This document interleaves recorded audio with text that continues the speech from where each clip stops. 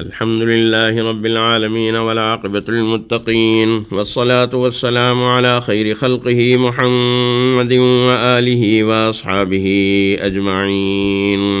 أما بعد فأعوذ بالله من الشيطان الرجيم. بسم الله الرحمن الرحيم.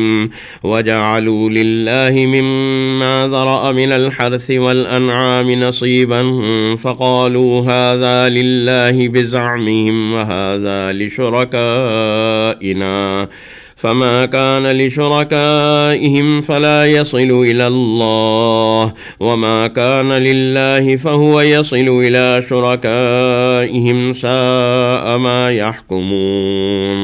وكذلك زين لكثير من المشركين قتل أولادهم شركاؤهم ليردوهم وليلبسوا عليهم دينهم ولو شاء الله ما فعلوه فذرهم وما يفترون. صدق اللہ العظیم. ان آیات کریمہ کا ترجمہ سماعت فرمائیے. اور اللہ نے جو کھیتیاں اور مویشی پیدا کیے ہیں ان لوگوں نے ان میں سے اللہ کا بس ایک حصہ مقرر کیا ہے، چنانچہ بزعم خود یوں کہتے ہیں کہ یہ حصہ تو اللہ کا ہے اور یہ ہمارے ان معبودوں کا ہے جن کو ہم اللہ کے ساتھ شریک ٹھہراتے ہیں. پھر جو حصہ ان شریکوں کا ہوتا ہے وہ تو کبھی اللہ کے پاس نہیں پہنچتا، اور جو حصہ اللہ کا ہوتا ہے وہ ان کے گھڑے ہوئے معبودوں کو پہنچ جاتا ہے. ان لوگوں نے کیا بری تجویز نکال رکھی ہے. اور اسی طرح بہت سے مشرکین کے خیال میں ان کے معبودوں نے اپنی اولاد کو قتل کرنے کو مستحسن بنا رکھا ہے تاکہ وہ ان مشرکین کو بالکل تباہ و برباد کر ڈالیں اور ان کے لیے ان کے دین کے معاملے میں مغالطے پیدا کریں. اور اگر اللہ چاہتا تو وہ ایسا نہ کر سکتے. آپ ان کو ان کی غلط باتوں میں پڑا رہنے دیجیے. گزشتہ آیات میں مشرکین کی نظریاتی اور اعتقادی خرابیوں اور جہالتوں کو بیان کیا گیا تھا. آج کی تلاوت کردہ آیات مبارکہ میں ان کی بعض عملی خرابیوں اور جاہلانہ رسموں اور عادتوں کو بیان کیا جا رہا ہے. پہلی جاہلانہ رسم آیت مبارکہ نمبر 136 کے آغاز میں ان الفاظ میں بیان کی گئی: وَجَعَلُوا لِلَّهِ مِمَّا ذَرَأَ مِنَ الْحَرْثِ وَالْأَنْعَامِ نَصِيبًا فَقَالُوا هَذَا لِلَّهِ بِزَعْمِهِمْ وَهَذَا لِشُرَكَائِنَا. یعنی مشرکین عرب میں ایک رسم یہ تھی کہ اپنی زمینی پیداوار اور مویشی میں سے ایک حصہ اپنے گمان کے مطابق اللہ کا نکالتے اور ایک حصہ اپنے بتوں کے نام کا نکالتے. اللہ کے نام کا حصہ مسکینوں اور غریبوں میں تقسیم کر دیا جاتا، مہمانوں کی خاطر مدارات پر خرچ کر دیا جاتا، اور بتوں کے چڑھاوے والا حصہ ان کے مجاوروں کو دے دیا جاتا. حالانکہ وہ زمینی زرعی پیداوار بھی اور وہ مویشی بھی سب اللہ کی مخلوق ہیں. انہیں اللہ نے بلا شرکت غیر اپنی قدرت و خالقیت سے پیدا کیا ہے. ان کی پیدائش میں ان بتوں کا کوئی حصہ نہیں ہے جن کے نام پر یہ لوگ اپنی کھیتی اور مویشی کا حصہ نکالتے ہیں.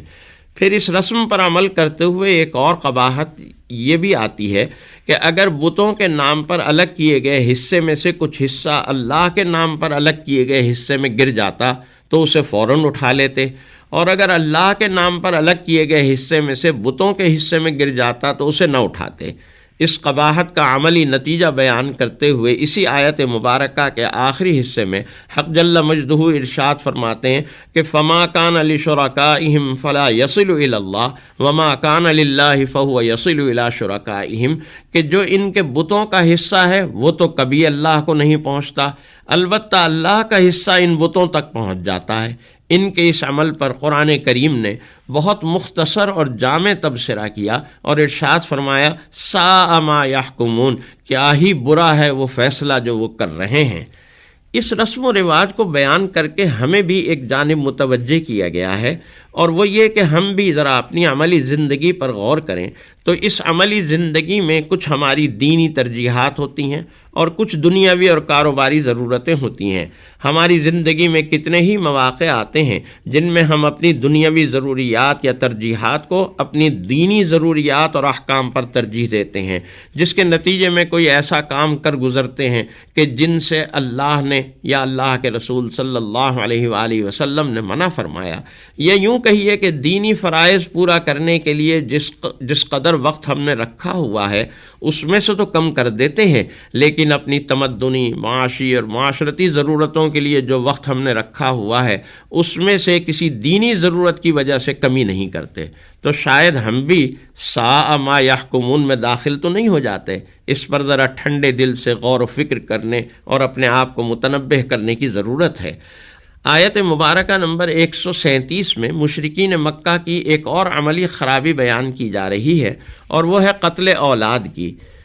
نہ صرف یہ کہ یہ معاشرہ اس برائی میں مبتلا تھا، بلکہ ان کے معبودان باطلہ نے ان لوگوں کو ایسی تعویلات سجھائی تھیں کہ ان لوگوں کو یہ فعل قبیح بھلا معلوم ہونے لگا تھا۔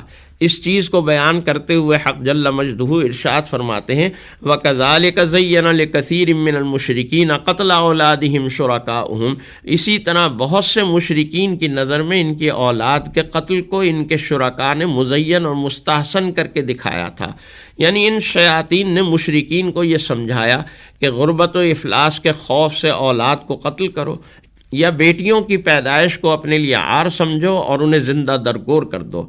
ان شیاطین نے یہ کام اس لیے کیا کہ ان کے دلوں میں جہالت اور سنگ دلی میں اضافہ ہو جائے، ہمدردی، محبت اور خیر خواہی کے جذبات اور احساسات ختم ہو جائیں، اور جب یہ احساسات انسان کے اندر سے ختم ہو جاتے ہیں تو نہ تو وہ انسان رہتا ہے اور نہ ہی اس کے ایمان قبول کرنے کی کوئی امید باقی رہتی ہے۔